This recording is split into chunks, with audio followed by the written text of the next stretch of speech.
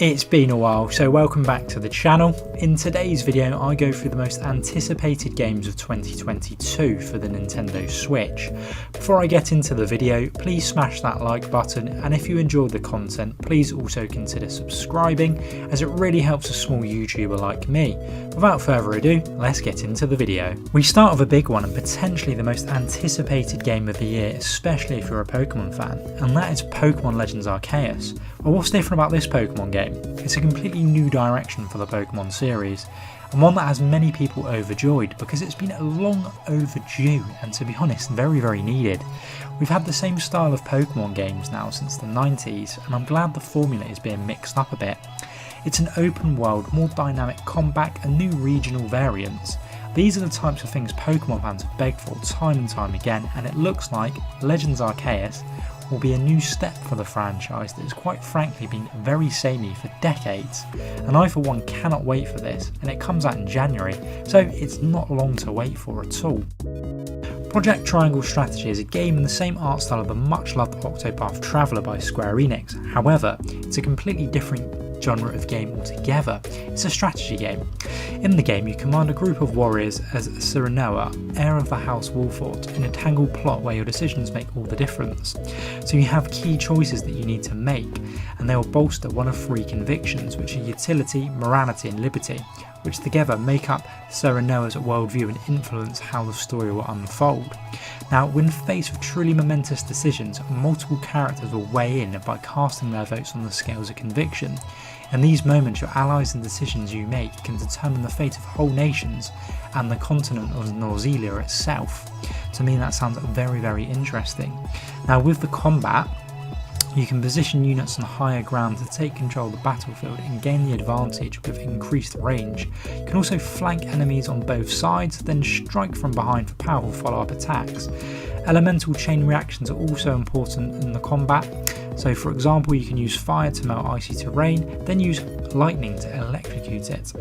This looks set to be a blockbuster of the game for the Switch, and it comes out in March. Perhaps not at the top of everyone's list, but an interesting title nonetheless. The new Kirby game is going to be fully 3D. So in this new game, players can freely navigate 3D areas using familiar Kirby copy abilities. Now, what lies in store for Kirby is it explores a mysterious setting filled with abandoned structures from a past civilization. I'll be honest, there's not a lot to go on at the moment with this game, but it's set to be released in spring 2022, which is just around the corner. Now, take that and the other release dates noted with a pinch of salt, because Nintendo are not always the best for the release dates. That's why I've only noted the months if known. By the looks of it though, this game will be a lot of fun, which I'm sure could be a complete surprise for a lot of people when it does release in spring 2022.